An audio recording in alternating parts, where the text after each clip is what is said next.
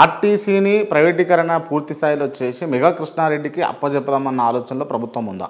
అప్పుడైతే ఒక ప్రతిపాదన ఉండే, తర్వాత వెనక్కి తీసుకున్నారు.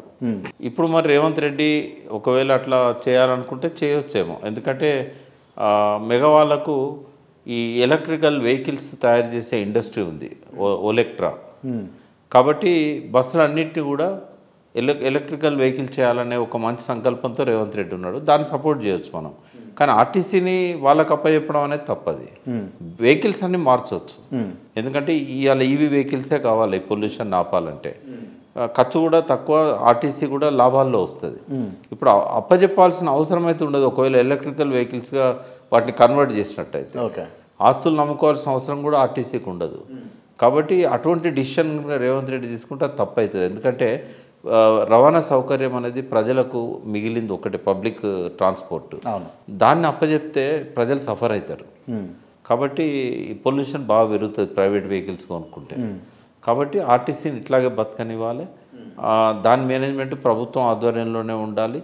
వీలైతే కేసీఆర్ గారు ఒక నిర్ణయం తీసుకున్నారో అది అమలు చేయాలి. ఏంటంటే కార్పొరేషన్ లాగా కాకుండా కంప్లీట్గా ప్రభుత్వంలోనే భాగం కావాలి. అది ప్రభుత్వ ఉద్యోగులకు ఏవైతే సౌకర్యాలు దొరుకుతున్నాయో అన్నీ కూడా ఆర్టీసీ ఉద్యోగులకు దొరకాలి.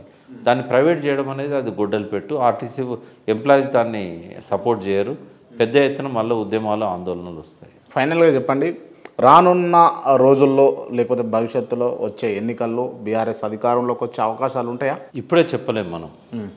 కాంగ్రెస్ పట్ల కొంత వ్యతిరేకత వస్తున్నది. అది నాకు తెలిసి ఇప్పుడున్న పరిస్థితుల్లో అయితే బీఆర్ఎస్ వైపు పోతలేదు. వచ్చే అనుకూలతను బీఆర్ఎస్ ఉపయోగించుకోవడంలో ఇంకా వెనుకబడ్డది. కొంత బీజేపీకి ప్లస్ అవుతున్నది. మరి కేసీఆర్ గారు యాక్టివ్ పాలిటిక్స్లోకి వచ్చి ఆయనే ప్రత్యక్షంగా రాజకీయాలు చేసినట్టయితే ఆ వ్యతిరేకతను తనకు అనుకూలంగా మలుచుకునే అవకాశం ఉంటుంది. ప్రజలు జ్ఞాపకం చేసుకుంటారు కేసీఆర్ని. ఎందుకంటే రేవంత్ రెడ్డి కంటే కేసీఆర్ పాలన బాగుంది అనేది వాళ్ళ ప్రజలలో ఉన్న టాక్. ఓ 10% వరకైనా కాంగ్రెస్ కోటేసిన వాళ్ళు పశ్చాత్తాపంలో ఉన్నారు. బట్ కేసీఆర్ బయటికి రాకపోతే దాన్ని ఎవరు ఉపయోగించుకుంటారు? ఆయన బయటికి రావాలి, ప్రజలతో చేరువగా ఉండాలి, ప్రజల మీద కోపాన్ని తగ్గించుకోవాలి, తన లోపల కొంత మార్పును తీసుకొచ్చుకోవాలి. ఏ మార్పు కావాలనుకున్నప్పుడు ఏబిసిడీలలో ఏ నుంచి జెడ్ దాకా రాయొచ్చు అన్నట్టు. ఒక్కొక్క అక్షరానికి ఒక్కొక్క వాక్యాన్ని జోడించినట్టయితే ఏ నుంచి జెడ్ దాకా అన్ని రకాల మార్పులు బీఆర్ఎస్లో రావాలి. వస్తే తప్ప బీఆర్ఎస్ మళ్ళీ ఆ అవకాశాన్ని తీసుకోలేదు. రైట్. ఓకే. అంటే 10 ఏళ్ళు ముఖ్యమంత్రిగా ఉండి రాష్ట్రాన్ని సాధించిన అని చెప్పేసి చెప్పుకుంటున్నటువంటి పార్టీ ఇంతవరకు అధికారం కోల్పోయిన తర్వాత కేసీఆర్ ఒక్కసారి కూడా స్వయంగా అసెంబ్లీకి వచ్చి మాట్లాడలేదు, చెప్పలేదు. అండ్ ప్రజలు హైడ్రా వల్ల ఇబ్బంది పడుతున్నా, లేకపోతే మూసీ వల్ల ఇబ్బంది పడుతున్నా, లేకపోతే కొంతమంది ఈ కాంగ్రెస్ ఇచ్చినటువంటి 6 గ్యారెంటీలు రాక ఇబ్బంది పడుతున్నా, కేసీఆర్ ఎందుకు మాట్లాడతలేడు అని అన్నది ఒక్కటి ఉన్నది. దానికి సమాధానం చెప్పండి. దానికి ఆయనే సమాధానం చెప్పాలి. మనం ఎవరం కూడా సమాధానం చెప్పలేము.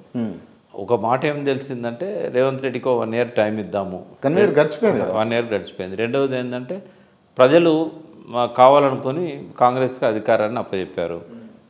వాళ్ళకి అర్థం కావాలి ఏ పాలన భాషలో చెప్పాలంటే ఏరుకోలు చేసుకున్నామో కూడా ఎగిరెగిరి తండుతున్నాడు, చూస్తూ కూర్చున్నాడు అన్నట్టు కేసీఆర్. అంతేనా? కొంత సమయం ఇవ్వాలనేది వేచి ఉండే ధోరణిని ఆయన అవలంబిస్తున్నాడు. నిజంగానే రేవంత్ రెడ్డికి కనుక కేసీఆర్ అసెంబ్లీకి రావాలని ఉంటే ఆయన ఈ రోత మాటలు మాట్లాడేవాడు కాదు. ఆయనకి ఏంటంటే కేసీఆర్ రావద్దు అసెంబ్లీకి. కేసీఆర్ రావద్దు కాబట్టి ఆయనను రాకుండా ఉంచడానికి అగౌరవంగా ఆయనని ఇష్టం వచ్చినట్టుగా మాట్లాడిండు. గౌరవం లేని కాడికి కేసీఆర్ రాడు. కావాలంటే ప్రజల దగ్గర పోతాడు కానీ గౌరవం లేని దగ్గరికి రాడు. వాళ్ళు రేవంత్ రెడ్డి ప్రవర్తన ఇట్లే ఉందనుకోండి, ఇదే ప్రతిపక్ష పదవి వాళ్ళిద్దరిలో ఎవరికి ఇస్తాడు, ఆయన తప్పుకుంటాడు. ఎందుకంటే ఆ గౌరవం లేని దగ్గరికి ఆయన రాడు. ఆయన చాలా అగౌరవపరిచే భాష రేవంత్ రెడ్డి వాడిండు, ఇష్టం వచ్చినట్టుగా మాట్లాడిండు. ఆయనకు నిజంగానే కేసీఆర్ను అసెంబ్లీలో చూడాలని ఉంటే అట్లా మాట్లాడకపోయేవాడు. అంటే కావాలని రెచ్చగొట్టే రాకుండా చేస్తుండే. కేసీఆర్ అసెంబ్లీకి వస్తే రేవంత్ రెడ్డి ప్రభావం ఉండదు. ఆడ హీరో కేసీఆర్ అవుతాడు రేవంత్ రెడ్డి గారు. అందుకోసం రాకుండా ఉండటానికి రావద్దని చెప్పకుండా ఈ రకమైన అడ్డదారి పద్ధతులు ఎంచుకున్నాడు రేవంత్ రెడ్డి.